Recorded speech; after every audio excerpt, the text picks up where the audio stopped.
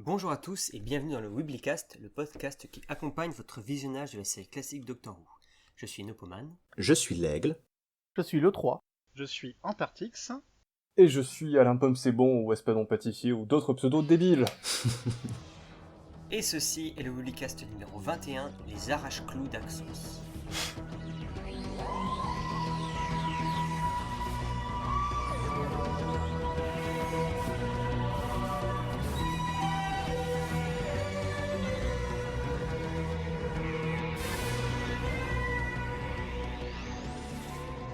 Durant cet épisode, nous allons revenir sur la troisième histoire de la saison 8 de la série classique Doctor Who, The Claws of Axos. Bien évidemment, nous reviendrons plusieurs fois sur l'intrigue de l'épisode durant le podcast, donc attention aux spoilers. Au programme de ce podcast ce mois-ci, le résumé par notre inénarrable Lotroir, l'équipe de production et le casting, ce sera pour Ma Pomme, c'est bon, haha.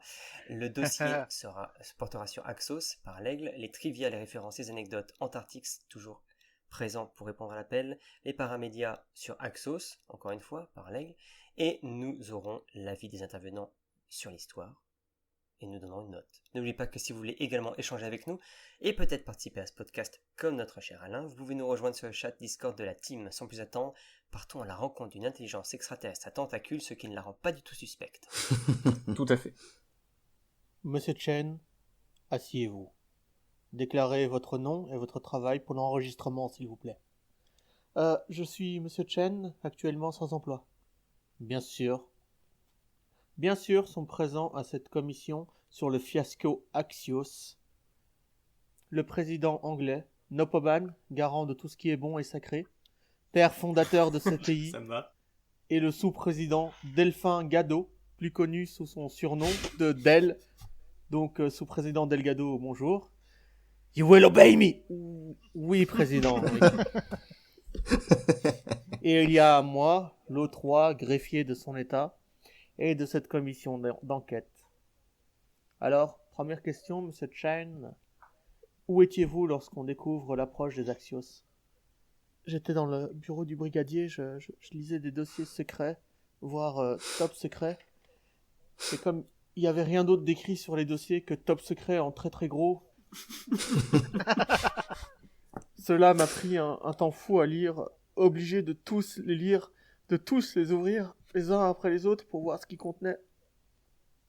Ça a rendu mon audit très très long. Je vous arrête tout de suite, cela ne nous concerne pas. Oui, désolé. Donc cela faisait plusieurs semaines que le brigadier refusait de me donner le nom du docteur.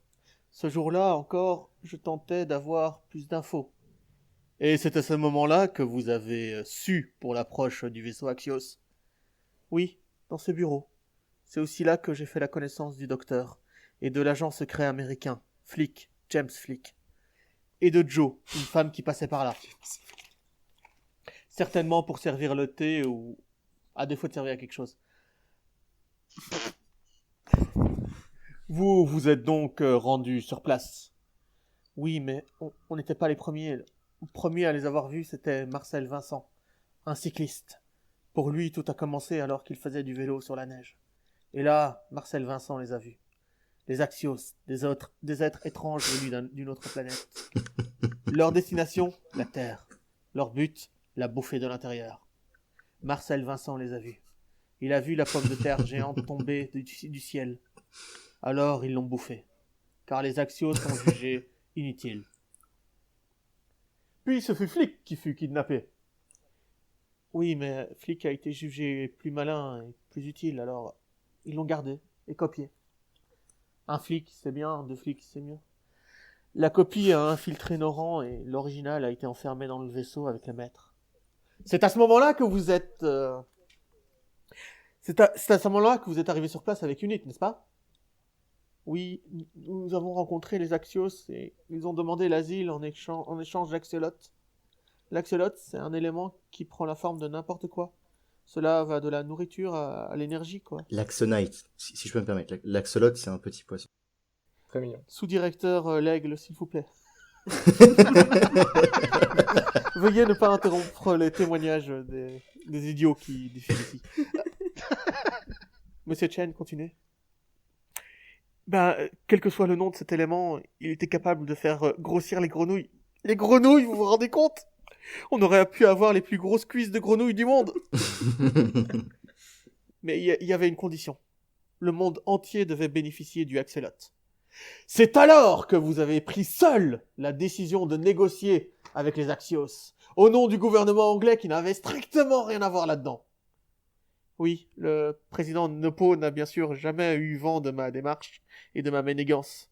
C'est pour cela que j'ai été viré, car j'ai tenté de faire du Royaume-Uni le seul producteur et distributeur mondial de l'axiolot ou de l'axiolate ou de l'axiotype, je ne sais plus. Axonite ou Axonite. Sous-directeur L'Aigle, arrêtez d'harceler le témoin. C'est le coup de l'émotion. Joe et le docteur sont les seuls à avoir vu clair dans les jeux des Axios, n'est-ce pas? Oui, Joe a tout de suite vu leur vraie forme et le docteur a vite compris que c'était louche. Comment aurais-je pu deviner qu'une femme et un mec déguisé en magicien avaient raison? Pour l'amour de Dieu, il avait une cape! Essayez de prendre au sérieux un mec avec une cape. On a décidé donc, tous comme un accord, que Joe avait été intoxiqué par la fumée des moteurs du vaisseau et que le docteur n'avait aucune preuve de toute façon. Pourtant, pendant ce temps, Flick, n'écoutant que son courage, s'est enfui et a combattu ardemment. Il a été jusqu'à taper sur un air de contrôle du vaisseau Axios afin de pouvoir s'évader. Il leur a littéralement tapé sur les nerfs. Alors que vous, Monsieur Chen, que faisiez-vous? Que faisiez-vous pendant qu'un héros donnait sa vie alors que vous restiez là? Dites-nous ce que vous faisiez à ce moment-là pendant que Flick s'évadait. Je mettais les membres du NIT sous état d'arrestation. Non mais tout ça, c'est la faute du maître. Hein. C'est lui qui a donné la position de la Terre aux Axios. Et puis d'abord, moi j'y suis pour rien. Hein. Il a fait tout ça pour sauver sa peau. Allons, Monsieur Chen, j'ai ici le rapport de Monsieur Delgado qui explique que le maître a aidé à se débarrasser des Axios. Oui, c'est vrai. Avec l'aide du docteur, ils ont réussi à enfermer les Axios dans une boucle temporelle. Me demandez pas ce que ça veut dire. Hein. Le docteur a passé 5 minutes à agiter les mains devant moi, mais j'ai rien compris. True story. Il arrêtait pas de répéter le mot TARDIS. Apparemment, c'était la cabine téléphonique bleue qui traînait dans la base et qui serait un espèce de yo-yo géant. À part ça, j'ai rien compris. Très bien, Monsieur Chen. Merci. Vous pouvez partir. Bon, il est parti. Ça a été un fiasco, cette histoire. Hein. On a perdu plusieurs scientifiques et plusieurs soldats. Comment l'opinion publique va-t-il gérer ça? Écoute, on fait comme d'habitude. Hein. On met ça dans un gros dossier écrit juste top secret et on attend la prochaine invasion. Bon, dans ce cas, je vais de ce pas livrer ce récit des événements au gouvernement Wibbly et au parlement Wobbly. Président Nopo, à vous de prendre la parole. Merci pour ce résumé et je prends avec joie la parole pour vous parler de l'équipe de production. Et là, alors... Est-ce que je pouvais vous proposer d'exécuter le sous-directeur Aigle? On a encore Exécuter. besoin pour, au moins quelques minutes. Je pose On mon verra ça veto. après. Essaye. Alors, cette partie sur l'équipe de production va être relativement courte, parce qu'il n'y a pas beaucoup en fait, d'acteurs sur lesquels j'ai des choses à dire, mais ceux pour lesquels j'ai des choses à dire, il y a des choses à dire. N'est-ce pas magnifique? Les scénaristes, c'est un couple de scénaristes, je ne dis pas couple parce qu'ils étaient ensemble, mais couple parce qu'ils sont deux. Bob Baker, un nouveau Baker, et Dave Martin. Le premier, Bob Baker, donc c'est la première fois qu'il écrivait pour Doctor Who. Il reviendra pour 8 histoires, dont 7 écrites avec son comparse Dave Martin. Ce qui fait un total de 9 histoires, j'ai bien suivi. Oui. Ok. Oui, alors du coup, ce sera peut-être 8 qui est écrite avec Dave Martin. Je vois qu'il n'y en a qu'une qui n'a pas écrite avec Dave Martin. Oui, d'accord. Vous pouvez écrire le podcast avant de le faire. Moi, ça me semble être... Mais Dave Martin n'est pas dispo, j'ai essayé de le contacter. Ouais, c'est ça, c'est un peu compliqué. Donc, ils ont créé K9. Je ne suis pas du spoil pour vous dire que K9 existe. Oui. Ils ont gardé les droits, une partie des droits en rapport avec K9, et c'est donc lui qui a autorisé la série australienne K9. Il ne savait pas Je ce sais qu'il si vous faisait. avez regardé. Non, mais On le remerciera l'a pas en jamais bonus, assez pour cela. dans les coffrets Blu-ray. les gars. Je crois pas. Je crois même pas que ça Non, soit non. prouvé par la BBC. Hein. Non, on a un truc c'est pas- dans la c'est- saison 14, je crois, c'est K9 and Company ou un truc du genre, mais je sais pas si Oui, c'est oui, la même. ça. Ah, ça, C'est c'est autre totalement chose. autre chose. Ah Non, oui, non, non, on parle oui. d'une série Pardon. des années 2000 avec K9. Le problème, c'est que, en autorisant la série australienne, ils ne savaient pas ce qu'ils faisaient. Le fou. Oui, et en fait, elle n'est pas canon, mais moi, je suis quelqu'un de très impliqué dans la création de ce podcast, et j'ai vu tous les épisodes de cette série. Je les ai Ah ouais, pas vus t'aimes au te podcast, faire du mal, en j'ai vu fait. à l'époque. Tu es remonté dans le temps. Et il y a il laisse la porte ouverte quand même. C'est pas canon, mais il y a genre un moment, ils disent comment t'es apparu, il fait des remarques, ou il y a des petites allusions, on va dire, à Doctor Who. Donc, ils ont autorisé cette série australienne, et ce cher Bob Baker a écrit 2 histoires du final, qui est en 5 parties, de cette saison unique de K9. Du coup, excuse-moi, c'était le même format que Doctor Who avec des épisodes de 25 minutes. Je crois que c'est ça, c'est entre 20 et 25 minutes. Les épisodes sont plutôt des histoires, comment dire, uniques, c'est pas des histoires en partie. Je crois que le final qui est en 5 parties, il y a peut-être une ou deux autres histoires qui sont en plusieurs parties, mais en général, c'est plutôt des histoires uniques. Ah d'accord. Avec il y a un scientifique d'une 50aine d'années, et avec 3 enfants, enfin c'est une série Disney Channel en gros. C'était très, D'accord, c'était ok. comme ça. Et avec le chien, il y a un personnage masculin blanc qui découvre le chien, et ça devient son meilleur ami. C'est pas celle où il a un design futuriste bizarre, K9? Exactement. Et D'accord, c'est celle-là. ok, c'est bon, je vois. Ok. Donc, ce cher Bob Baker a également écrit The Essential Book of K9. Il faut croire qu'il y avait d'autres Book of K9, mais celui-là c'est The Essential. D'accord. Si vous voulez vraiment, méfiez-vous des contrefaçons. Il a également écrit, alors c'est peut-être un peu plus connu du grand public, Wallace et Gromit. Oui. Il a écrit les histoires de Wallace et Gromit, les studios Hardman, et il a reçu un BAFTA pour Le Mystère du Lapin Garou, qui est le film. Ah, j'adore ce film, je l'ai vu quand j'étais petit. C'est bien. Et je crois qu'il y a 4 scénaristes, et c'est un des 4 scénaristes de celui-là. Oui. Non, ça va être Quelqu'un l'un des acteurs de la série classique les plus primés, du coup. Oui. D'accord, je ne sais pas. Par rapport, tu veux dire même en dehors de la... Ouais, en dehors de la série, je sais pas s'il y en a Peut-être, beaucoup qui ont oui, des du coup. BAFTA. Hein. Je ne sais pas si Bob Baker est la personne la plus primée des classiques, mais en tout cas, comme comment dire, dans l'univers, dans le fandom Doctor Who, on aime bien les classements, les choses comme ça. Ah bon? Et donc, j'ai vu que Bob Baker était le dernier scénariste vivant de l'ère Pertwee. Ah, Oh, ça c'est intéressant. Je savais pas ça. C'est dommage, c'est triste. Bah, enfin, c'est pas triste pour lui, mais C'est triste qu'il en reste qu'un. d'accord. Mais voilà, donc il y a quelqu'un qui apparemment prend comment dire, garde les scores comme ça. Ah, c'est le dernier vivant. Ah. C'est ça. Il y en a, ouais, c'est des fous. Non, parce qu'on avait déjà eu la dernière fois le dernier acteur le plus vieux qui avait, je sais pas quoi. Enfin, On il a avait joué à la failli. fois dans Star Trek et Doctor Who. Enfin, il y avait des anecdotes, des trucs comme ça. Il y a un forum sur ça qui s'appelle deflix.com et ils ont un truc Doctor Who et en fait c'est là où t'as toutes ces stats et des mecs, c'est leur passion, ils parlent que de ça tout le temps. Ah, c'est joyeux. Et on l'a pas mise, on l'a pas fait passer par le filtre, mais on a failli faire dans l'anecdote Spirit from Space le Oui. fait que ce soit l'un des seuls épisodes où tout le casting est mort, donc c'est absolument joyeux. C'est peut-être pour ça aussi qu'on l'a pas mise dans le podcast. Oui, je l'ai vraiment. viré pour ça aussi, c'était un peu trop glauque. Heureusement, grâce à Donc, toi, elle a c'est su quelle- trouver c'est sa quelle voie. histoire De Spirit from Space. La toute première. Voilà. de C'est la Pertwee. toute première du 3e Docteur. Ah, d'accord. Apparemment, tout le monde serait mort dedans. Dans les premiers épisodes en tout cas, ou un truc comme ça, enfin bref. Ouais. Mais de Pertwee, parce que j'imagine quand même que du premier Docteur, il y a quand même. Oui, de En fait, Pertwee. oui. Non, on Quoique parle non, de. parce qu'on a... Non, je crois même pas. Non, On non, parle tous vraiment les de. compagnons sont vivants. Non, Il y a pas. toujours au moins un compagnon qui est vivant. C'est Ouais, ça, c'est ça. mais on parle vraiment de Spirit from Space. Juste de cet épisode-là. C'est une des seules histoires où tous les gens sont morts dedans. Ouais, c'est étonnant, parce que même l'acteur qui joue Suzanne, elle est toujours vivante, et puis... Oui, c'est ça. Celle qui joue Polly est Chesterton. toujours vivante. Celui qui joue Jamie est toujours vivante. Zoé est toujours vivante. Ils avaient tous 20 ans après, donc bon, ils sont pas si vieux. C'est ça. Ah, même Chesterton, il est toujours... Ouais. Chesterton est toujours en vie. Chatterton, Ouais. ouais, Lui, il en a 95. Il a plus de 90 ans, il est toujours fringant. Il avait 40 ans en 63. Enfin bref. Alors, c'est bien, j'ai dit que ça allait être court. Dave Martin, donc le second scénariste, donc il formait donc un duo avec Bob Baker, on les appelait les Bristol Boys, c'est par rapport à l'endroit d'où ils venaient. Il a écrit les 4 livres de la série The Adventures of Canine, donc il n'y a eu que 4 livres, c'est lui qui a tous écrit. Et donc il a écrit 2 livres dont vous êtes le héros. Donc on en parlait sur le chat Discord, de Doctor Who, d'une série de livres qui s'appelait Find Your Fate. Mhm. C'est une série de livres qui inclut aussi des livres dont vous êtes le héros de James Bond, Indiana Jones, G.I. Joe, Transformers et Jem de Jem et les hologrammes.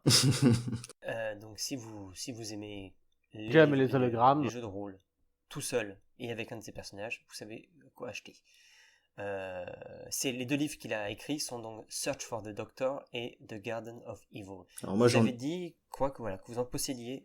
Lesquels possédez-vous? Moi, j'en possède un, et je crois qu'il s'appelle The Crystal Snare. Il est avec Martha Jones, c'est le 10e Docteur. Je peux les vérifier très vite si tu veux, mais du coup... Martha Jones?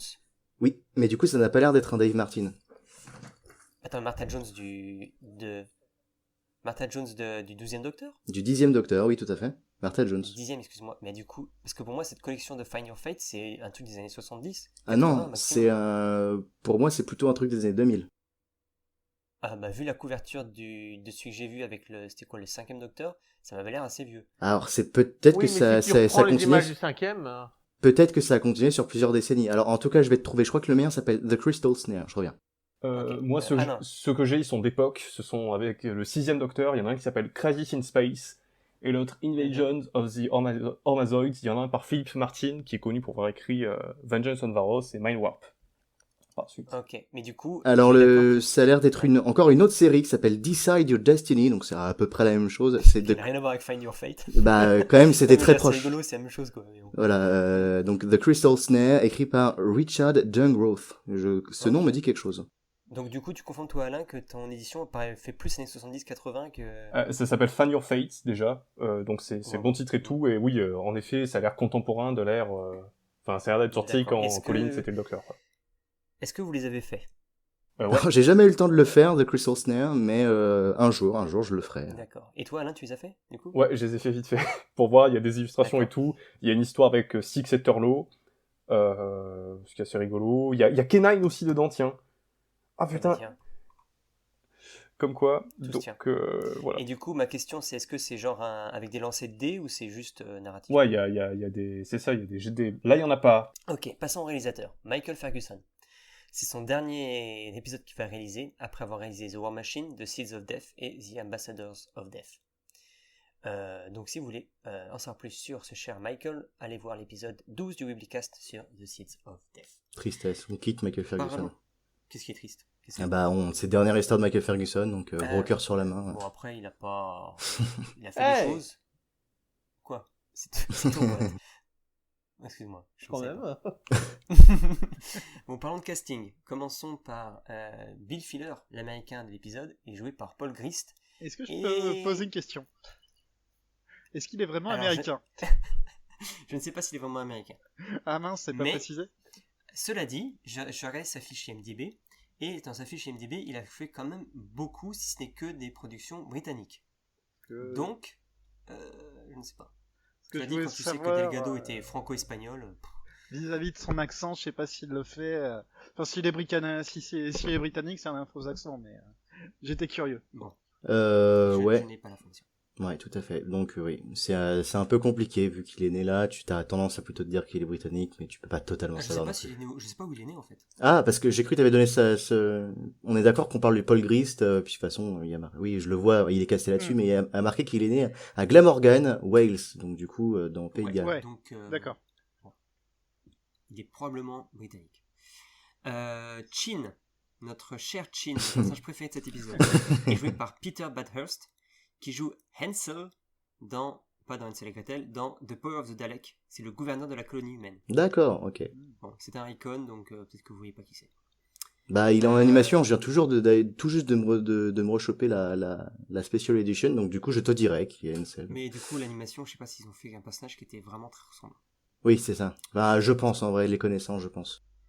Alors, dans la liste de mon casting, on a donc le chef scientifique qui s'appelle Hardiman, joué par Donald Hewlett. Alors lui, question anecdote, c'est assez coton, accrochez-vous. Donc Donald Hewlett, c'est le père de Siobhan Hewlett. Siobhan Hewlett, c'est une actrice, qui joue Harriet Derbyshire dans l'épisode 3 de la saison 2 de Torchwood, To the Last Man. D'accord. j'ai lu le résumé de cet épisode, je n'ai aucun souvenir de cette histoire, et encore moins de cette personne. To the last...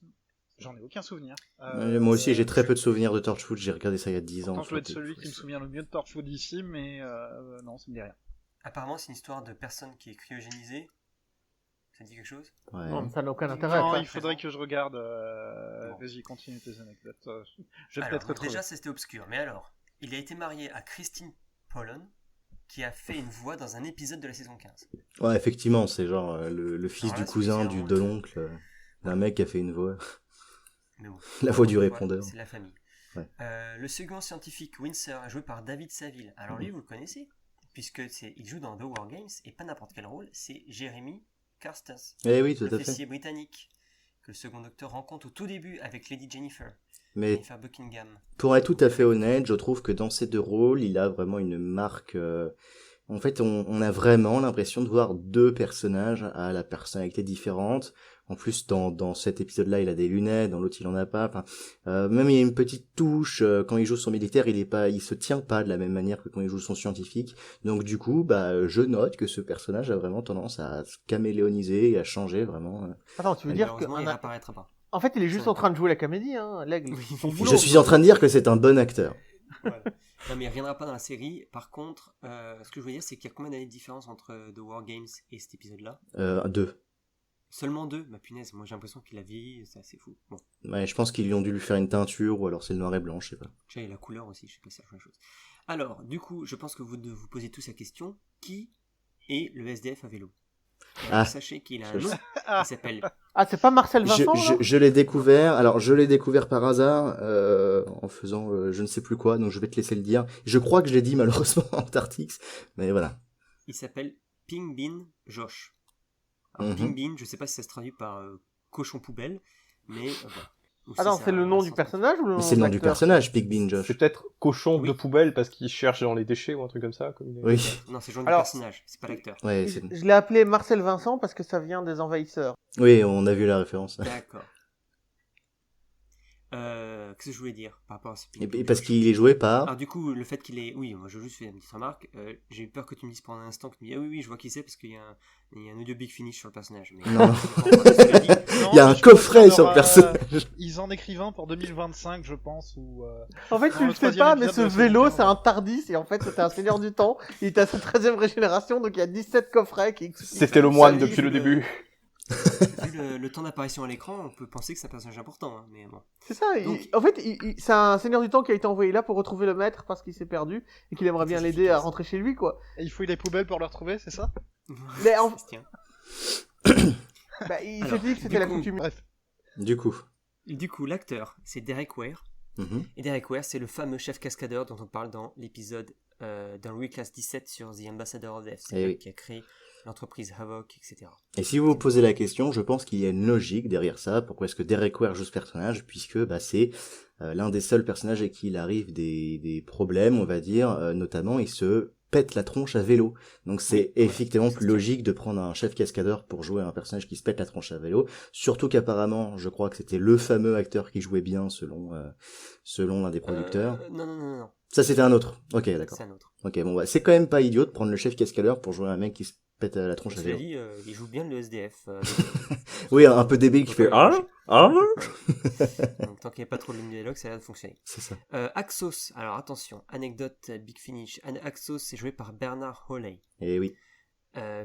qui joue également Peter Hayden dans Tomb of the Cybermen. Pour ceux qui se demandent qui est Peter Hayden, c'est celui qui se fait hypnotiser. Je crois que c'est le Cliff de fin d'épisode 1 qui se fait hypnotiser puis tuer dans l'épisode 2, qui se cache le visage puisqu'il est attiré par le truc et par le système de défense, je sais pas quoi il se fait tuer, c'est lui.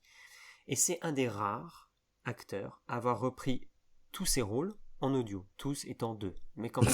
Ah, d'accord.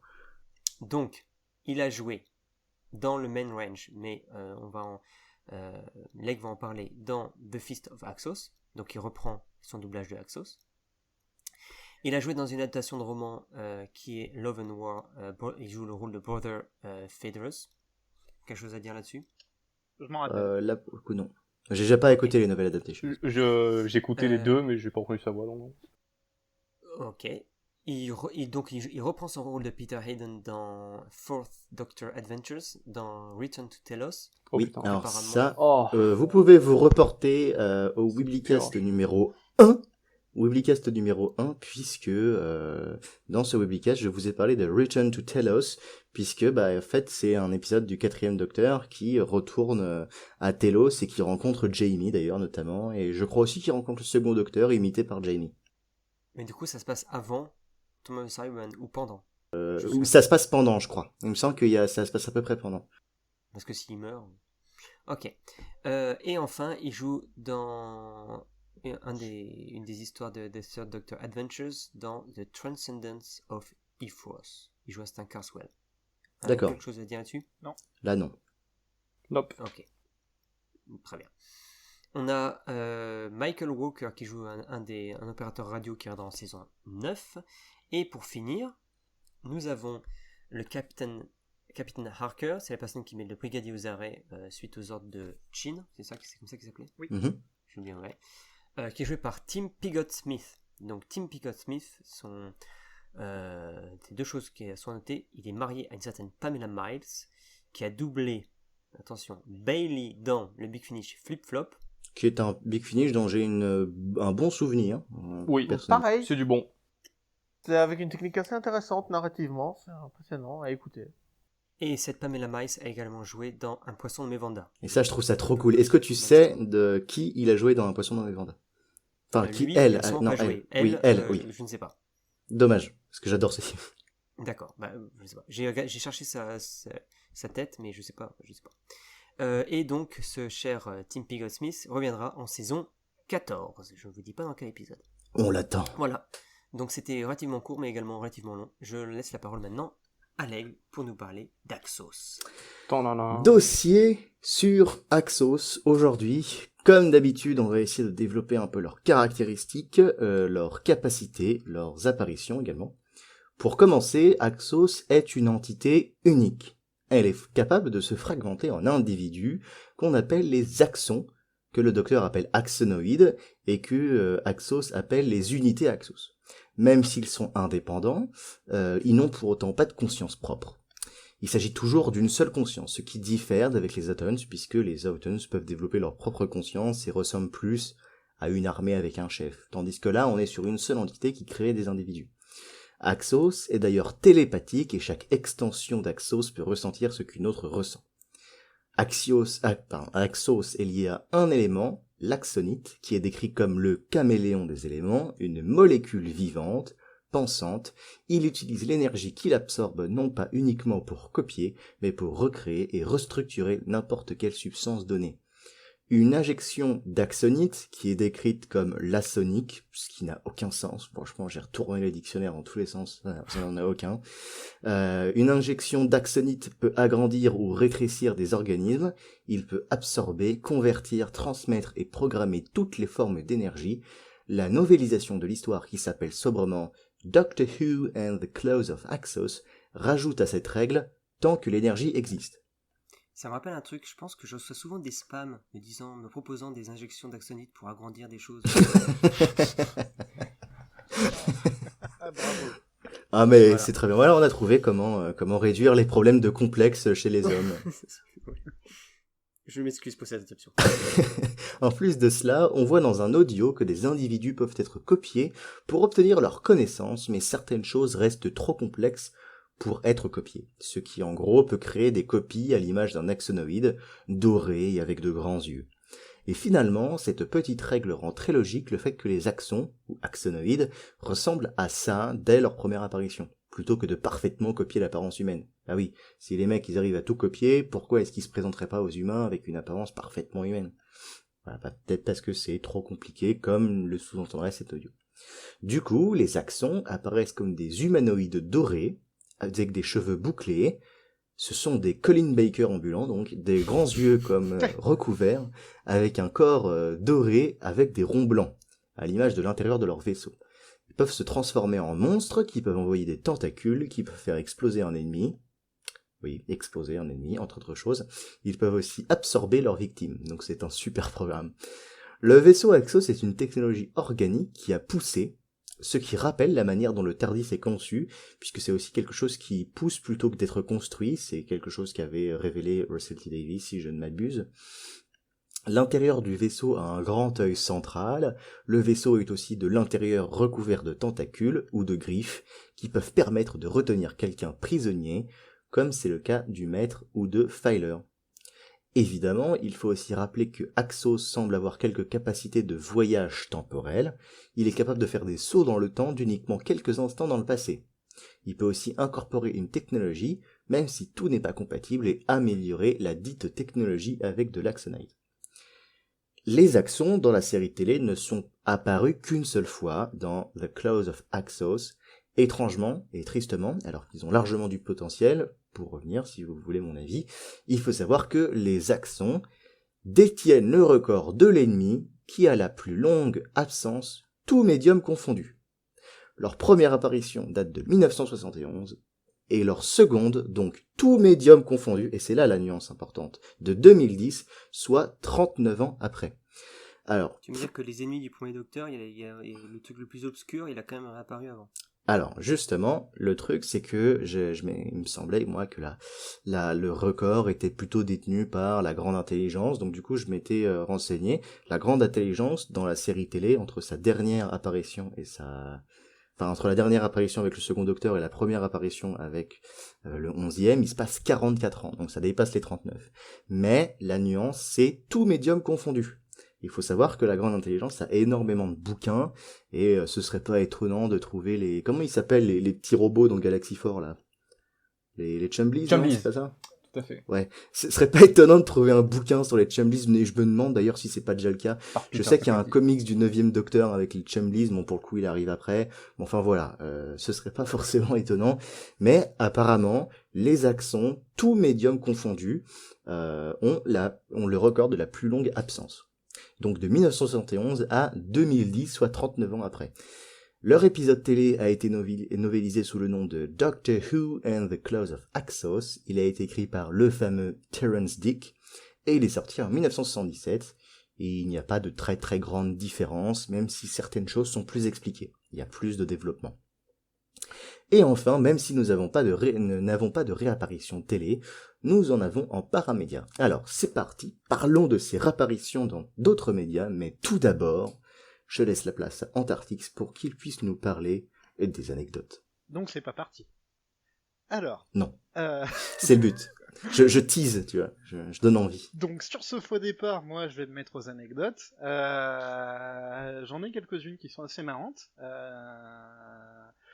Donc pour revenir sur ce personnage SDF, qui est joué par Derek Ware, t'as dit, parce que qui s'appelle Pigbean, si je me souviens bien. Exactement. Très Ping bonne mémoire Bean de Josh. 10 minutes. Merci beaucoup. Au-delà de 10, j'ai tout oublié. Hein. Je ne sais même pas qui vous êtes. Ça ne donne pas. Alors, il est Alors, important de te ouais. rappeler ton prénom ou tu vas y arriver? Pardon, qui parle? On a noté son prénom quelque part pour lui. Ouais, j'ai un sticker sur mon front. Je m'en rappelle quand je vais devant le miroir. Tu le vois pas du coup? Bon, Arrête les blagues. Donc, vous aurez sans doute remarqué que quand on voit ce personnage, il neige. Et à la fin de l'épisode, durant ces 4 épisodes, il y a de la neige au début et à la fin il fait grand soleil. Oui. En fait, c'est lié aux conditions de tournage. Ils ont eu plusieurs contraintes météorologiques, l'équipe de tournage. Et au final, c'est expliqué dans l'épisode. Apparemment, il parle vraiment de freak weather conditions, soit des conditions météo instables. Donc, oui, ils ont justifié le fait que on ait de la neige à un moment et après plus du tout dans l'épisode. Ça a chamboulé la météo. Voilà, ils disent que c'est les Axons qui ont chamboulé la météo, exactement, comme tu dis. C'est bon, c'est canon. Donc, histoire de lier le c'est réel dit dans à la l'épisode, fiction. hein. Et moi, je trouve ça beau. Magnifique rattrapage. C'est ton droit. Du coup, comme c'est quelque chose qu'on mentionne souvent, j'ai l'impression, il y a l'épisode l'épisode a subi quelques contraintes budgétaires.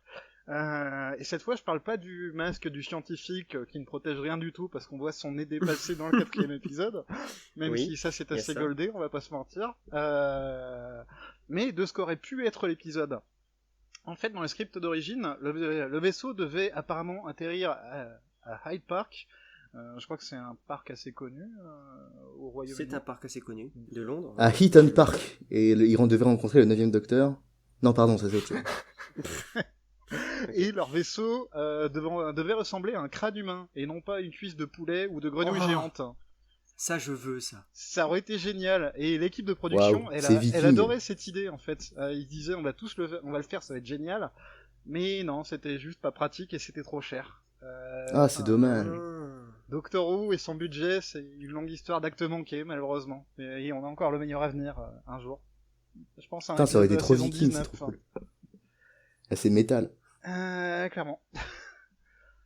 Et j'avais déjà mentionné dans une chronique précédente que l'intérieur du TARDIS était visible alors que c'était une erreur de production. Je crois que c'était dans le premier de la saison, justement, ça devait être Terror, où je l'avais dit. Et ben cette fois, c'est pas une erreur, c'est la première fois depuis The War Games qu'on peut voir l'intérieur du TARDIS pour de vrai et en couleur. Ah ouais? C'est la première fois qu'on le voit en couleur, du coup. Et oui. Ah. Il aura fallu attendre 7 épisodes, cette histoire. Et c'est peut-être pour ça, Nopoman, du coup, que ça t'a choqué qu'on voit un sas en plus de la porte d'entrée dans le dernier épisode. Oui. Parce que t'étais Ça peut-être m'a pas choqué. habitué. J'ai eu du mal à respirer pendant quelques instants. Il a fallu que je boive un verre d'eau. Je l'ai bien senti. Et voilà. Donc premier TARDIS en couleur. Et d'ailleurs, en parlant de ça, cette histoire, apparemment, elle avait été écrite à l'origine pour le second Docteur. Ce qui est pas tiens. choquant non plus, quand tu sais que c'est l'ère, le deuxième Docteur, c'est l'ère des gros monstres de l'espace. Bah, ça doit être pour ça que je l'aime bien d'un coup. Ouais, parce que je Que crois que c'est d'un la coup, tu première vois fois- l'histoire, c'est un des premiers épisodes qui me plaît bien, tu vois. Bah, je crois que c'est le premier de perso où tu vois vraiment des aliens venus de l'espace, hein, et pas une menace terrienne. Donc ça vient de là. Ouais, non, ça, je sais pas si c'est vraiment, si on peut vraiment dire ça, parce que les Autons sont venus 2 fois, et c'était à chaque fois des gens de l'espace. C'est pas faux. Et J'ai le regardé. maître, bon, Oui, et le maître il aussi. vient un peu de l'espace aussi. J'ai pas tendance Spoiler. à compter le maître. Attends, le maître Non, vient mais, de l'espace. Tu sais qu'on est des fans quand même, hein. C'est bien essayé, mais tu pensais vraiment que ça allait passer? J'ai tenté un truc, mais ça n'a pas marché. Il faudra le couper au montage, s'il vous plaît. Et pour finir, la petite anecdote qui parle d'une erreur de production, comme j'aime bien en caser à chaque fois. Vous voyez cette scène de course-poursuite où il y a des Axons, des espèces de boulettes de viande géantes, qui montent dans la voiture, et il y a un soldat qui a l'idée brillante de faire exploser sa propre voiture avec des grenades. Et ben en fait, déjà c'est très stupide comme stratégie, mais passons. L'Axon qui devait exploser à cause d'une grenade explose avant que la grenade le touche. On a tous remarqué ça, je pense. C'est incroyable. Bah ça c'est Ah un bon truc qu'on a l'impression de voir assez souvent, je crois, dans ces saisons. Parfois il y a des trucs qui arrivent par accident et que c'est gardé au montage. Genre le gars qui s'est renversé d'une colline. Oui. Et bah là c'est un gars qui explose avant d'exploser. Enfin, Le mec, il a Le explosé gars qui malencontreusement quand même, hein. Genre, on s'y attendait pas. on va pas faire croire aux gens qu'il y a vraiment un homme qui a explosé. C'était C'est ça. un mannequin. Oui, non, mais même, genre, Oui, c'est ils la avaient version placé. officielle. C'est la production qui avait placé des explosifs Mais dedans, sauf que fait ça a le charme explosé du avant. classique. Oui, c'est vrai. Et sur ce, moi, du côté des anecdotes, c'est bon. Je vais rendre la parole pour qu'on parte pour de vrai sur les paramédias à l'aigle. Pour de vrai. Alors, ça y est, je vous ai bien teasé. Alors, The Claws of Axos met en scène les Axons, ou pour être plus précis, Axos, étant donné qu'il s'agit d'une seule conscience. En paramédia, il se trouve qu'Axos n'a pas été énormément exploité. Il n'y a en réalité que 2 apparitions d'Axos en tant qu'ennemi central dans tout ce qui a été fait jusqu'à aujourd'hui, de manière assez surprenante, d'ailleurs, puisque comme je leur dis, ça reste des ennemis avec du potentiel, et que, comme je leur dis, personnellement, je les aime bien. Mais l'avantage, c'est que ça en fait un ennemi relativement facile à suivre. Ah ouais, vous avez que 3 histoires, voilà. Non mais c'est vrai, genre c'est pas comme les Daleks où ça part dans tous les sens, où vous savez plus ce qui est logique parce que du coup il y a des incohérences dans tous les sens. Voilà, au moins 3 histoires. Bon bah voilà, ça vous fait une certaine ligne et puis vous pouvez comprendre sans avoir trop d'incohérences. D'autant que ces dernières apparitions sont récentes. Donc, premier paramédia, je vous en ai parlé tout d'abord. Vous avez tout d'abord en 2010 The Golden Wands. Il s'agit du grand retour des Axons qui se fait en comics. Eh oui, félicitations aux comics pour avoir remporté ce titre de grand résurrecteur d'ennemis. Ils apparaissent dans les Doctor Who Magazine 425 à 428, publiés entre le 19 août et le 18 novembre 2010. L'histoire se passe principalement au Japon. Enfin, un ennemi Doctor Who qui n'a pas que l'Angleterre en vue, parce que deuxième histoire, il est déjà allé très très loin. Dans cette histoire, un fragment d'Axos est libéré de la boucle temporelle par quelque chose d'extérieur. Je n'en dis pas plus. Et non, il ne s'agit pas du maître. Le maître n'a rien à voir. Les Axons vont alors tenter de prendre le contrôle des enfants japonais à travers une boisson et d'une émission télévisée. Ceci est une aventure du 11e Docteur et d'Amy vers le début de la saison 5. Il s'agit aussi de la toute première rencontre entre le 11e Docteur et Unit, en termes chronologiques. Et puis d'ailleurs en termes de médias, puisque ça date de 2010, je ne vous donne pas la fin de l'histoire, je vous laisse découvrir la conclusion. Mais Sachant que donc c'est une histoire qui se passe au Japon avec un ennemi à tentacules. On y a tout Voilà. pensé, mais on n'était pas Au obligé moins, de le c'est dire. c'est encore plus hentai Oui, Who mais c'est que la d'habitude. deuxième référence au hentai dans la chronique de toute façon. C'est ça. Ouais, voilà. Et on n'a pas encore parlé de Euh, Margatis, ce qui Après, C'est c'est toi dans la qui l'as perche, fait. hein. Mais Axos est de retour un an plus tard, en 2011, dans un audio du 6e Docteur chez Big Finish. J'ai nommé The Feast of Axos. Donc non, il se trouve que Non, Alain, dites comme rien, c'est bon, dites quand rien. le... Personne Attends. ne commente le titre. Le 3. Il se trouve que quand nous en parlions avec Alain, il avait pour tendance de ne pas entendre The Feast of Axos, donc évidemment le festin d'Axos, il avait plutôt tendance à entendre le point d'Axos. Voilà, c'est la 144e histoire du Main Range, et étant donné que l'on a déjà fait le tour des différents paramédias, et que nous sommes au moins 3 ici à avoir écouté ou réécouté récemment The Feast of Axos, une fois n'est pas coutume, j'ai décidé d'organiser un court débat avec nos invités, enfin avec notre invité et ceux qui l'ont écouté. On va tous avoir quelques petites minutes chacun, je pense que je vais chronométrer pour être sûr de ne pas prendre trop de temps, mais du coup, The Feast of Axos, alors déjà je le présente, pour ceux qui ne l'ont pas écouté. Donc comme j'ai déjà dit, audio du Main Range numéro 144 avec le 6e Docteur et le compagnon Evelyn Smythe, qui est un compagnon original au format audio. Si vous suivez le podcast illustré, je vous montre la couverture que je trouve superbe. Et voilà. Et avant de connaître l'avis des autres, je vous relis le résumé au dos de la boîte, traduite par votre serviteur. Axos appelle la Terre. Réservoir de carburant vide, demande d'aide immédiate. Il y a des années, Axos, le large parasite de l'espace, a essayé de drainer la Terre de son énergie. Aujourd'hui, tout cela a été oublié. Ce n'est plus qu'une enveloppe asséchée, bloquée en orbite, dans la boucle temporelle dans laquelle les a placés le protecteur de la Terre, le Docteur. Oublié, oui. Sauf pour Campbell Irons, touriste de l'espace milliardaire, qui a élaboré un plan pour résoudre la crise énergétique en ressuscitant Axos, et en retransmettant son énergie vers la Terre. Mais l'équipage du vaisseau spatial Windermere n'est pas seul à bord du parasite. Le Docteur est revenu, pour corriger une erreur de plusieurs décennies. Et Axos attend. Et oui, donc comme vous le voyez, la première très grosse particularité de Feast of Axos, c'est qu'il fait vraiment suite directe à l'histoire télévisée, tandis que le comics a l'air un peu plus déconnecté, dans le sens où Feast of Axos reprend énormément d'éléments, et notamment le fait que on se dirige directement vers la boucle temporelle, alors que l'histoire de boucle temporelle n'est pas tant que ça développée dans le comics. Parmi ces éléments, on a même le retour de celui qui joue le grand méchant Axos. Nopomon vous en a parlé, Bernard Hawley, dont j'adore l'interprétation personnellement. Alain Pomme-Sémon, toi le premier, que penses-tu de l'histoire? J'ai une Alors- toute petite question avant qu'on commence. C'est quoi Oui. le rapport avec le point? Tout à Ah, fait, c'est je vais parce qu'en l'expliquer fait- directement. En fait, à cause de l'accent anglais assez médiocre de l'aigle, au lieu d'entendre Tu déconnes. Fist, j'entendais Fist, vous voyez. Et Alors bon, comme moi, franchement, j'ai je l'habitude trouve ça tellement abusé que comme tu j'ai parles que l'habitude de moi. l'anglais absolument Vas-y, parle parfait de anglais, mes vas-y. collaborateurs et ainsi du mien, moi, quand je dis The Feast of Axos, bah, tout le monde comprend immédiatement de quoi il s'agit. Il Mais a- bon, voilà, non. après, je pense que rejeter la faute sur les autres comme ça, c'est un peu pathétique et c'est en dessous du niveau de ce très noble podcast. De toute façon, on fait que des allusions sexuelles aujourd'hui, donc. Tout à fait. Et on va pas rentrer sur la question sexuelle. C'en avec est qu'une Fist, autre. D'accord, si ça vous dérange pas.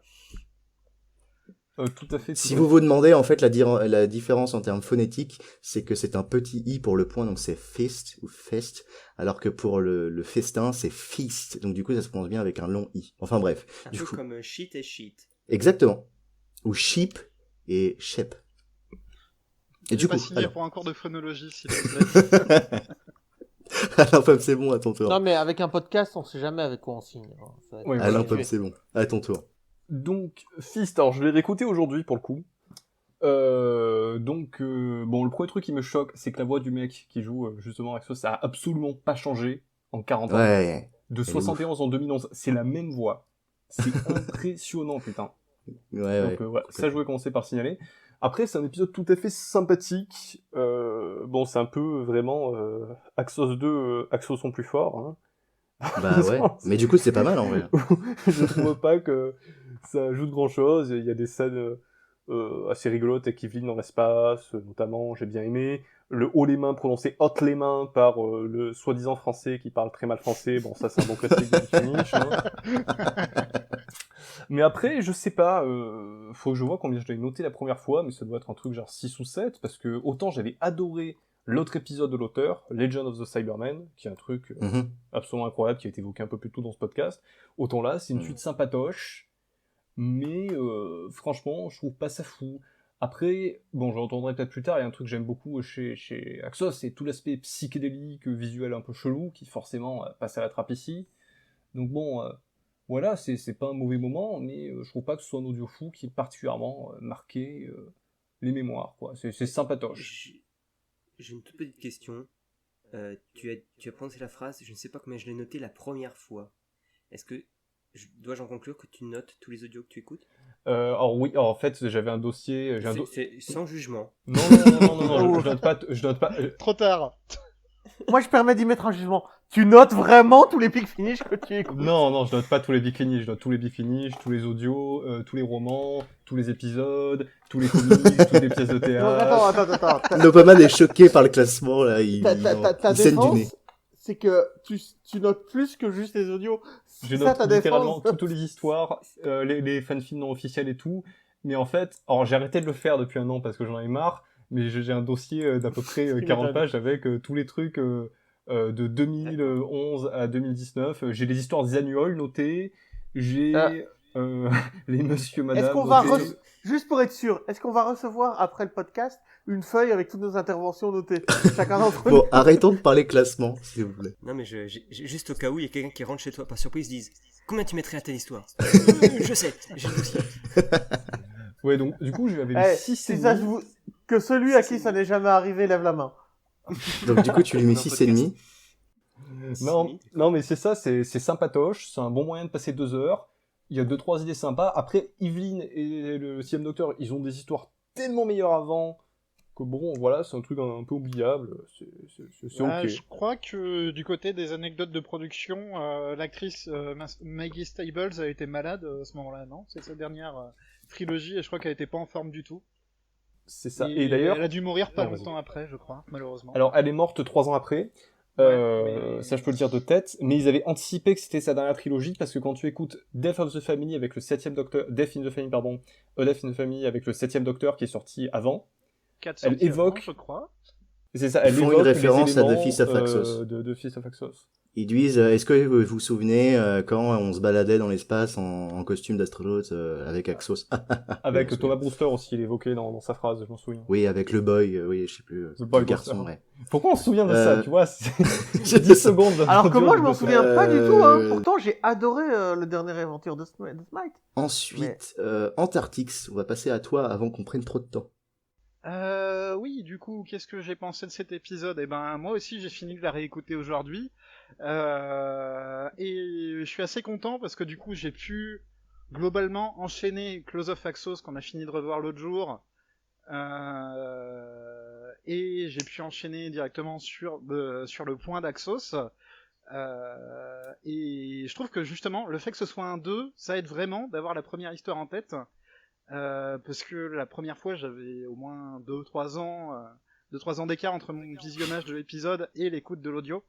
Alors que c'est vraiment intéressant d'avoir la suite. Ce que je trouve cool, Bon, déjà, Bernard Hawley, c'est un gars qui a une voix vraiment charismatique, je trouve, donc il colle vraiment en tant que méchant. C'est vraiment un plaisir de l'écouter. Il a fait plein d'audio Big Finish, d'ailleurs. Et ce que j'aime bien dans cet épisode en particulier, c'est surtout les thématiques. C'est dit dans le résumé quand tu cites... Pardon.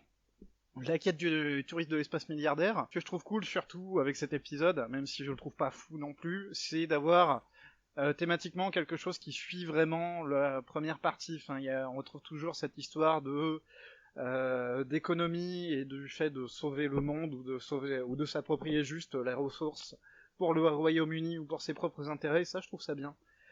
Ouais. Donc, je trouve ça cool. Après, c'est un peu longuet. Il se repose aussi beaucoup sur la trame de la trilogie en soi, donc on peut pas trop l'écouter à part.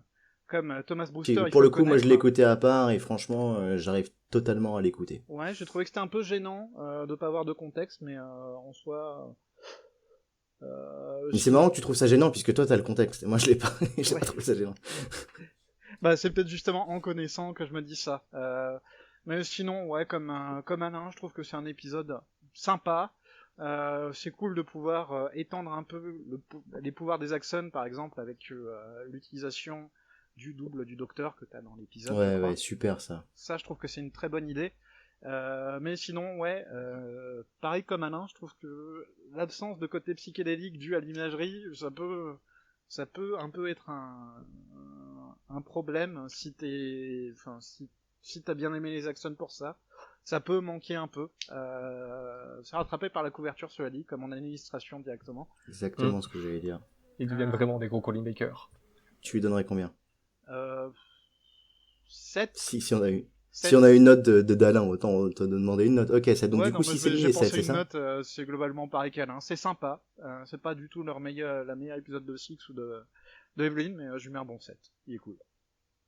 Bon bah du coup à mon tour, moi je suis largement, c'est peut-être parce que c'est mon petit côté fanboy d'Axos qui parle, mais j'adore cet épisode. En fait j'adore Close of Axos et j'adore cet épisode. Non, faut peut-être pas déconner non plus. Je le trouve juste bon, vraiment je le trouve très bon. En fait je trouve qu'il passe, tu vois, c'est 2 heures à tuer. Tu t'écoutes Fist of Axos, t'as bien aimé Close of Axos, c'est la première, voilà, franchement c'est super cool, ça passe le temps et puis l'avantage aussi de la description audio, c'est que bon bah tu vas t'imaginer le côté psychédélique aussi. Il faut voir que ton imagination est pas arrêtée par les effets spéciaux. Il faut voir aussi que la couverture te montre en fait ce qui se passe à l'intérieur, c'est que le 6e docteur au tout début de l'histoire, donc c'est pas tellement un spoil, est copié. Et donc du coup c'est comme ça qu'Axos réussit à avoir toutes les connaissances du docteur et en fait il est copié exactement comme un Axos, donc du coup bon bah les cheveux bouclés il les a déjà, mais du coup en gros il ressemble vraiment comme 2 gouttes d'eau à un Axos et juste bah en fait on le voit sur la couverture et on l'imagine se balader, on l'imagine aussi fondre parce qu'à un moment il fond je crois. Et tout comme dans les comics, bon bah là pour le coup dans les comics on voit un personnage d'un Axos fondre et non pour le coup moi je trouve ça vraiment pas mal et puis j'ai bien aimé l'histoire, j'ai bien aimé que ce soit connecté, j'ai bien aimé que ce soit vraiment t'as vraiment la sensation que ce soit une suite, une séquelle, une sequel parce que c'est une séquelle, c'est pas tellement la même chose en français. Bah, d'une certaine manière. C'est pas faux. Sinon, j'adore le fait que ça parle de la crise énergétique. Il faut savoir que ça se passe aux alentours de 2030, puisque ça se passe. En fait, tout ce qui est dit, ça se passe environ 50 ans après. Parce que bon, le problème avec Doctor Who et l'ère Pertwee, c'est que bon bah à la base c'est censé se passer dans les années 80, puis après dans les années 80, bah d'un coup ça se passe dans les années 70, donc du coup il y a un peu un problème, et donc du coup 50 ans après, bah ça fait 2030 si c'est les années 80, 2020 si c'est les années ouais, ça fait 70. un peu anticipation quoi d'après ce que tu dis. Et donc ouais voilà, et en plus bon bah je vais pas dire mais on se rapproche quand même à grands pas, pas forcément de la crise énergétique mais du fait qu'on ait besoin d'énergie renouvelable et de ce genre de choses, et donc du coup bon bah ouais clairement je veux dire ça parle d'un vrai problème, et c'est vrai que pour le coup bah un mec qui veut aller chercher une ressource illimitée, tu peux pas lui en vouloir. Le problème c'est que c'est un enfoiré et qui fait ça. Tu peux pas lui en vouloir d'avoir envie d'aller chercher. Le problème c'est que c'est un enfoiré. Le problème c'est que c'est un vrai méchant et qui fait vraiment des mauvaises choses, et que du coup tu peux pas dire c'est bien ce que t'as fait. C'est pas du tout bien ce qu'il a fait. C'est pas du tout ce que je suis en train de dire. Mais juste la motivation est pertinente. Et puis c'était 2 heures. Moi, personnellement, c'est 2 heures que j'ai apprécié passer, voilà. Et du coup, moi, je serais peut-être un petit peu moins sévère que vous. Je lui donnerais peut-être 8 sur 10, voilà.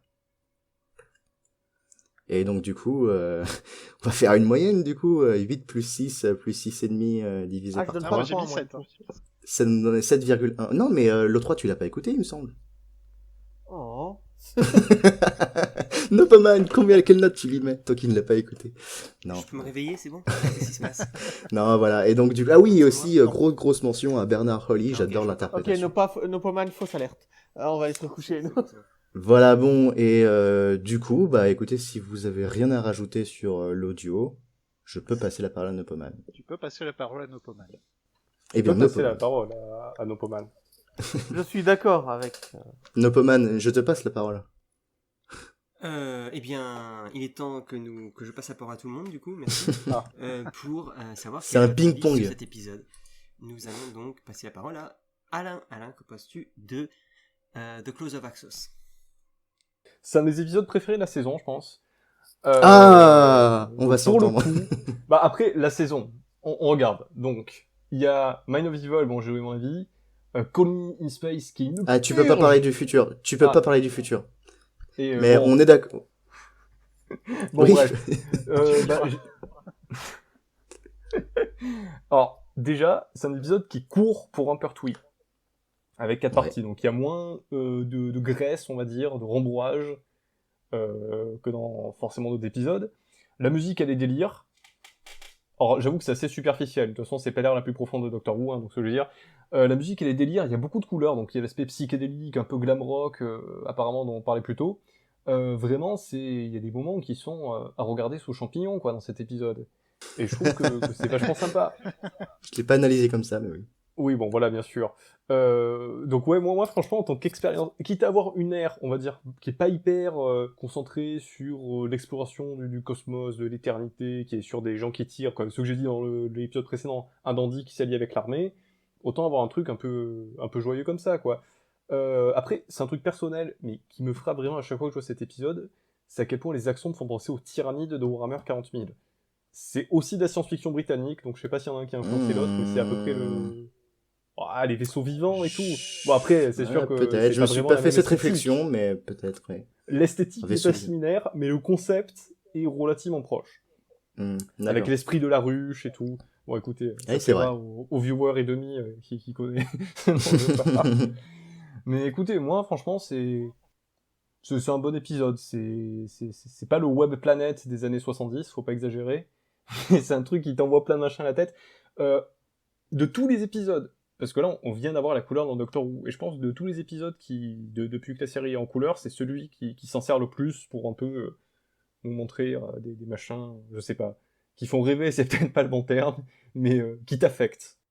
Non, c'est intéressant Ouais. ce que tu dis. C'est un spectacle. Du coup, ouais, je lui ai mis 7 sur 10, pour info. Ok. Et comme 7 je sur note 10, assez c'est noté. sévèrement, c'est une plutôt bonne note. Hein. Ok. Je laisse la parole. Suivant, le 3. Quelle était ton opinion sur l'épisode? Inintéressant complètement. C'était lourd, c'était pénible à regarder. J'ai eu un mal fou à le suivre, j'avais pas envie. Les Axios sont ridicules, il y a rien qui va quoi.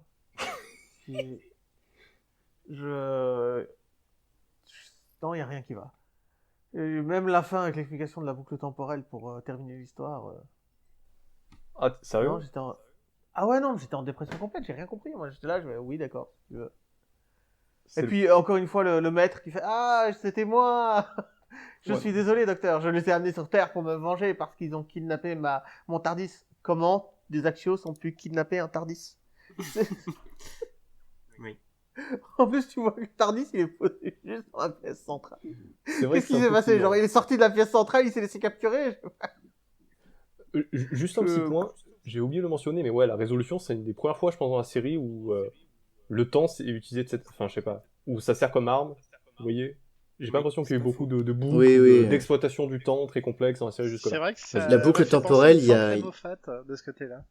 la boucle temporelle, il y a quasiment aucune mention du principe de boucle temporelle, à part donc cet épisode. J'ai peut-être un autre en tête classique que je The peux pas Space citer. Museum, peut-être. Ou t'as au début, c'est un peu... Ah oui, une Mais sorte c'est de une boucle temporelle. C'est mieux fait désynchronisation dans Space temporelle. Museum qu'ici, hein. La fin de Là, la saison c'est- 5, qui techniquement a une boucle temporelle, et sinon c'est tout. Surtout que t'as tout le passage où t'as à chaque fois qu'un militaire ou un scientifique passe à côté de la cabine téléphonique bleue, ils font mais qu'est-ce que ça fout là? Je sais pas. C'est au docteur, tu vois, tu sais, ils sont tout ça, c'est au docteur. Ah ok. Et ils continuent à avancer, tu vois. Pose pas de Enfin, questions. les deux scientifiques qui meurent les uns après les autres, il y en a un, on lui dit n'ouvre pas la porte, tu vois bien que c'est un moteur nucléaire, n'ouvre pas la porte. C'est vrai. Et il ouvre, il saute dedans, tu fais ouais bah écoute t'es mort quoi, voilà. Tu vas chercher. Le jeu, il dit t'es mort. Et l'autre, il était pas protégé. Ouais, je sais même plus comment il meurt l'autre. Non mais c'est, sans rire, le masque qui n'a pas de visière ni rien, moi ça me perturbe. Non, ça c'est.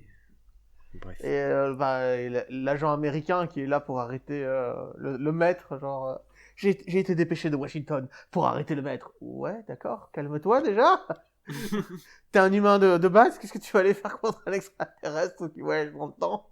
C'est quoi ton plan exactement? Oui, non, mais je pour veux le bien trouver comprendre que la Ouais. Terre T'as vraiment eu du bol que les Axios sont tombés du ciel à ce moment-là, hein, parce que sinon... Oui, enfin, je comprends quand même le principe. Genre, bon, il y a le maître, oui, on va quand même essayer de lui péter la gueule, quoi, genre. Résumé de Doctor Who. Il y a le maître, faut quand même essayer de lui péter la gueule. bah, tu vois, j'aurais fait un résumé comme ça aurait été beaucoup plus vite. Hein. Non, Ok. j'ai vraiment... Encore beaucoup de choses. Bah, c'était... Non, c'est bon, je crois que j'ai bien dit Enfin, que je vais c'était pas, je vais une... pas te couper la parole, mais c'est juste. Non, mais c'était une purge, y a pas de souci. Ah ouais. Comment Ah, je suis choqué. Non, mais t'es tellement bizarre. Je suis choqué. Le mec, il met 10 sur 10 à The Abominable Snowman. C'est un chef-d'œuvre, ok, The Abominable Snowman. Je te permets pas. Bon. Et du coup, tu lui mets combien? Mais bon, j'aimerais lui mettre 2 ou 3 hein, quand même. Oh là Disons là, que je mais colle pas pour gros. celui-là, parce que là, je vais C'est faire son tomber choix. la note de trop, quoi. C'est On subjectif va le une bannir note. Hein. encore s'il faut. Oui. Donc, Allez, 2 je ou m'en 3 alors du coup. je m'en fous sur Pas 20. de 2,5. Non, je m'en fous sur Wow. 20, non, ça existe pas. Mais lui, une note. Ouais, je lui mets 5 sur 20. Ouais, Allez, je lui 5 sur 10. Ah, sur Ok, 20, c'est bon. ah, j'ai eu peur. J'ai pas aimé, je lui ai mis 5. Il y a pas de demi-point, donc c'est 5 sur On 10. arrondit à la supérieure, ça fait 3. Ah, bah, non, tu veux vraiment lui mettre 5 sur 20? Ouais, je pense que c'est à peu près ce qu'il mérite. On a 3 alors, 3. Bon, bah, du coup, il faut que je mette 3. Ok. Mais 3. Et du coup, vu que t'es dedans, L'aigle, quel est ton avis? On a fait le tour. Hein. Ah non, excuse-moi, il reste Antarctique. Ça. Et Non, oui. mais si tu veux, je peux partir. Hein. Je te donnerai mon avis par écrit. Ouais, bah ouais. Allez, non, vas-y, Antarctique. Bah, du coup, du côté des points positifs, comme le disait Alain, différemment, c'est très rythmé, et ça, je trouve que c'est cool. C'est l'avantage de quelques-uns des épisodes de la saison. Enfin, on a eu 3 épisodes cette saison, et sur les 3, il y en a 2 qui font 4 parties, et je trouve que ça va très vite. Et c'est un point positif, parce que la saison 7, et c'est 7 parties à chaque fois, quasiment, j'ai failli. C'était devenu super soporifique sur la fin. Et je trouve ça cool, franchement, d'avoir une menace. Alien, ça fait peut-être un peu classique, les méchants qui sont passés pour des gentils, mais c'est quelque chose que j'aime bien. Ça sert l'épisode et les thématiques, j'en parlais aussi pour l'audio tout à l'heure, les thématiques économiques qui collent à l'air, je trouve que ça marche bien avec cet alien et le méchant businessman stupide que t'as comme dans quasiment chaque épisode. Il n'y a pas de businessman dans The Claws of Axos. Non, enfin, je te parle du cliché du méchant stupide que le docteur veut recadrer dans ce cas-là, j'ai pas trouvé le mot, mais Mr. Chin en l'occurrence, qui est avare. Ah, oui, Mr. Chin, c'est un, oui, c'est un, Bureaucrate. Un un bureaucrate gouverneur, cupide, oui, si tu veux. il travaille pour C'est le un ministre de la abruti Sécurité. total, et tu sens très bien qu'il va se faire massacrer par l'administration, Ouais. que Lui, personne va le soutenir après. quand je pense... Ah non, mais, tu sais, il y a Vas-y. Mais ça se passe il déjà y a dans une l'épisode. raison pour laquelle je l'ai fait aussi lamentable quand j'ai fait le résumé, hein, parce que ce gars-là, mais Alors, aucune sympathie, rien. j'avoue que le dossier avec écrit top secret, ça m'a fait rire. On aurait dit un truc de cartoon. Mais- Hein. C'est comme. Non mais les gars, arrêtez de rire, ça existe dans la réalité, vous vous rendez pas compte en fait. Non, mais ça fait un peu comme quand tu regardes Bibi Non, mais Coyote il y a- par exemple et que t'as écrit TNT sur la TNT quoi. Non, Oui, mais non, mais pour en même, ça avoir existe. vu des dossiers secrets, il est pas écrit juste dossier secret, il y a un numéro de dossier, de référence. Sinon, tu peux pas les classer, en fait. Je t'assure. Ah oui, c'est ça que tu reproches, c'est qu'il n'y Oui, a pas de c'est numéro ça. de référence. Ok. Alors, moi, ce qui m'intéresse, c'est la partie en ayant vu des dossiers secrets. L'autre, est-ce que tu peux un peu développer là-dessus? Non, mais j'imagine que t'as Tu pas ne peux pas savoir. Bon, allez. Le 3, c'est son numéro d'espion, en fait.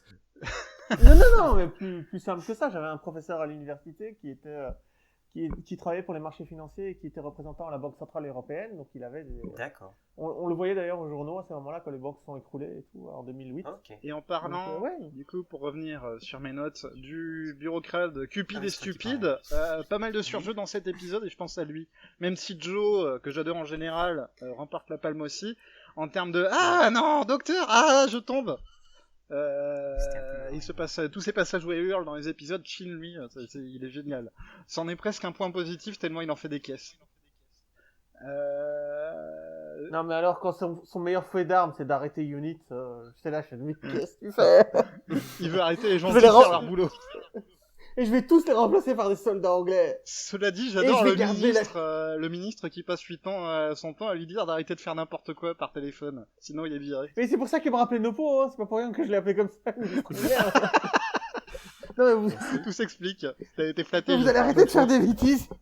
Vous allez arrêter de dépasser le temps à partir, oui.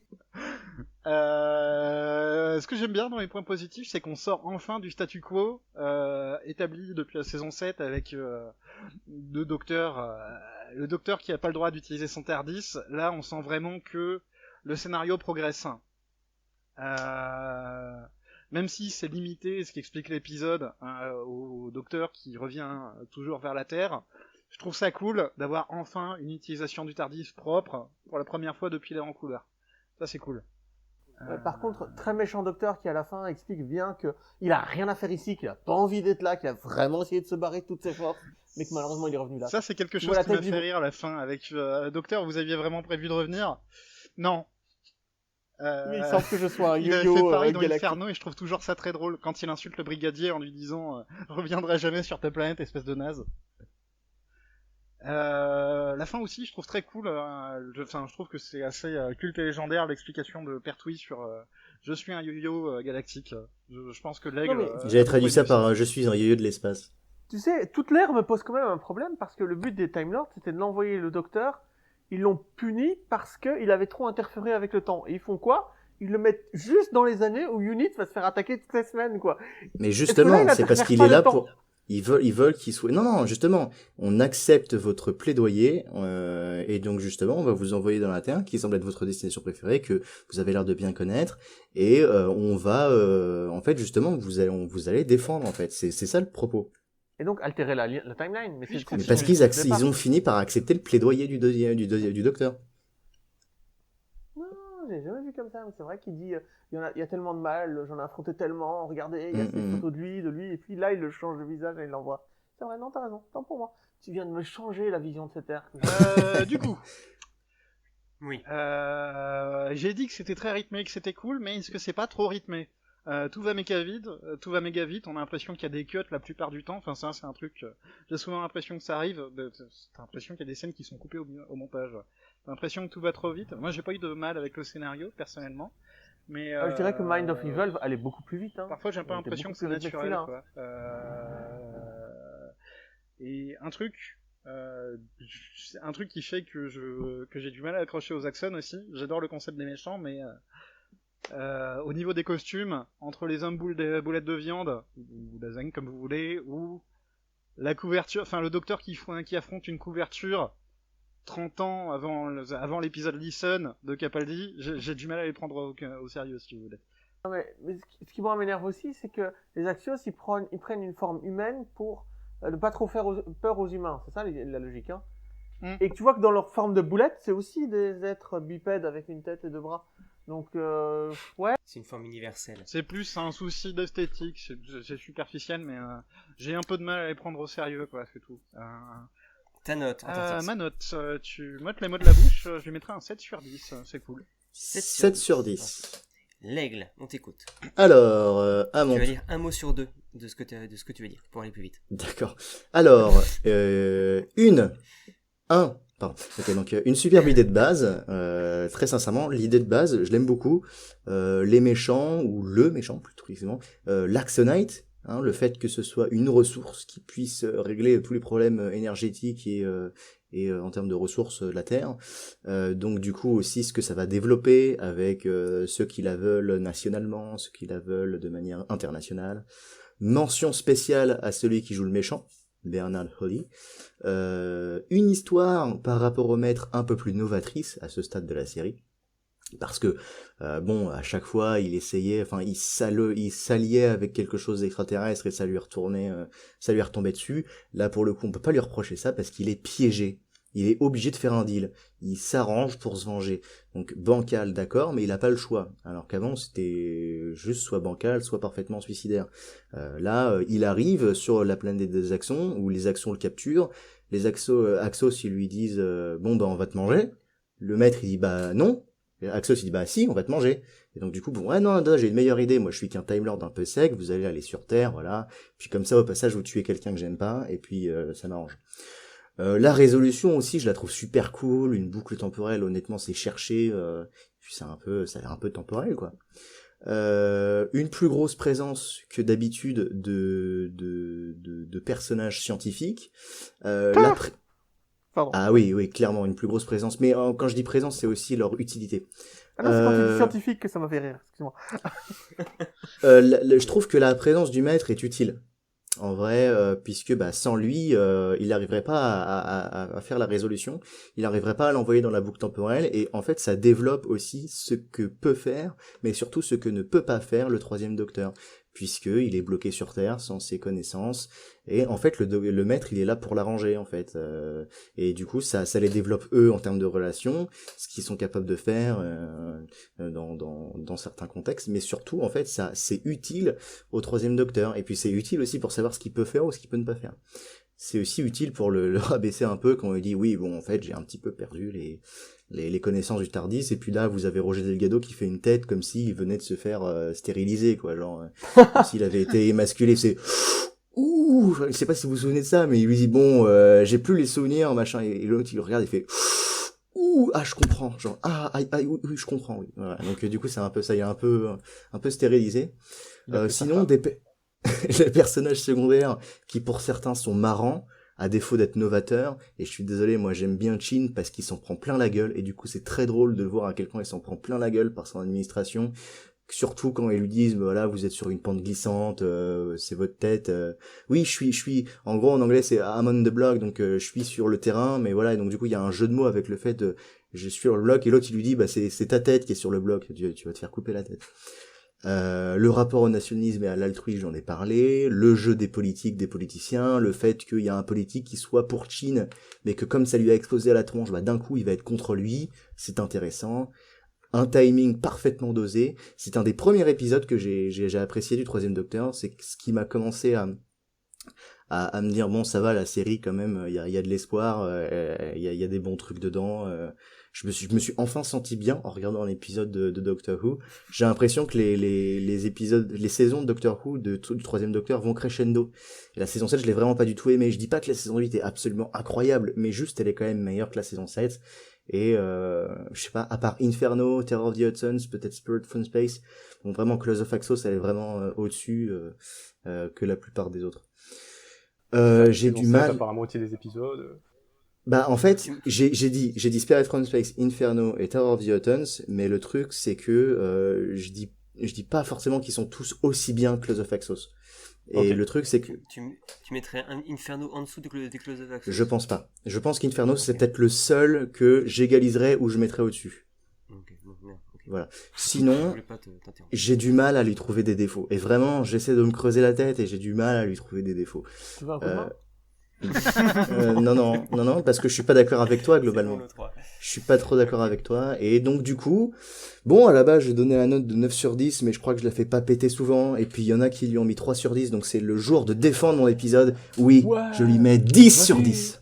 Alors moi j'allais dire, si je peux me permettre, je me suis rendu compte que je voulais plutôt lui mettre 8 sur 10 plutôt que 7 en y réfléchissant et en t'écoutant. Oh, j'aime bien Antarctix.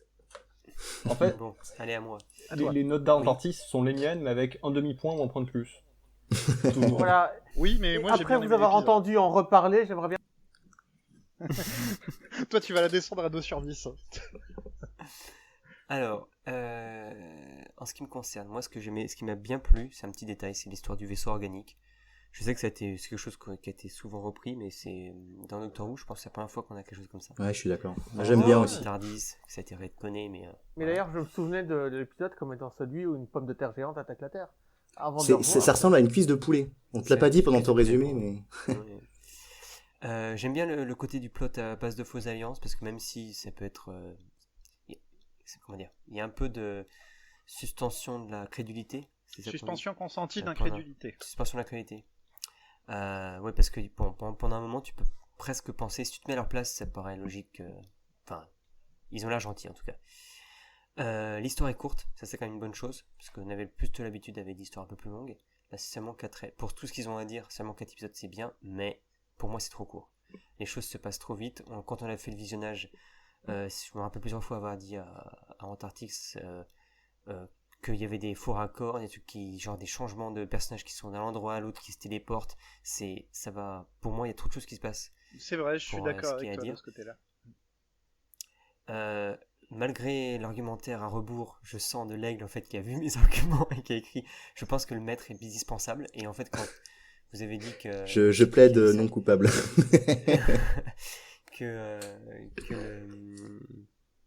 que c'est un recyclage de l'histoire du second Docteur, bah moi ça se voit quoi. J'ai l'impression qu'on a calqué le maître là-dessus. On a peut-être changé la fin pour faire une boucle temporelle et incorporer le maître, mais il n'y a pas besoin du maître pour faire la boucle temporelle. Le Docteur l'a fait. Oui, justement, c'est que du coup peut-être qu'ils avaient une conclusion différente, mais le maître dans l'histoire, il fait prétexte quoi. C'est pas pour moi tu l'enlèves et puis il peut être facilement remplacé par quelqu'un d'autre. Alors que l'aspect mastermind des autres histoires nécessite la présence du maître. Après, je suis étonné que tu dises que tu trouves ça trop court. En fait, je crois que tu m'as pas entendu le dire parce que j'avais coupé mon micro, donc je leur dis vite fait. Ça aide pas, oui. Mais voilà, en fait, je suis étonné que tu trouves ça trop court parce que moi, je trouve que c'est ce qui aide à rythmer. Voilà, c'est tout. D'accord. Je sais pas, moi j'ai du mal de toute façon à suivre les. Globalement, j'ai du mal à suivre les histoires que j'ai pas sous-titrées moi-même parce que je suis obligé en termes de revisionnage, je me focalise sur les sous-titres et quand l'histoire est un peu brouillon ou qu'en plus voilà. Ah mais c'est pour ça, il faut que tu refasses un revisionnage à tête reposée avec un petit thé. Peut-être, exactement. Mais bon, cela dit, j'ai quand même du mal à voir où est-ce que. Enfin, je trouve que c'est pas super logique. Bon, et le surjeu, on en a parlé, Chin en particulier, c'est juste agaçant quoi. C'est juste agaçant et ça décrédibilise pour moi l'histoire quand t'as des personnages qui sont complètement en dehors de toute réalité quoi. Mais malgré tout, ne serait-ce que pour l'originalité, parce qu'enfin on a l'extraterrestre, un peu plus, on va dire, il y a un peu plus d'échanges qu'avec les Autons. Ils sont pas très bavards. Oui, les Autons, ils sont un peu stoïques. Je mets comme 8 sur 10. 8 sur 10. Parce que je préfère celle-là à l'histoire précédente, malgré tout. Donc voilà, j'ai mis 7.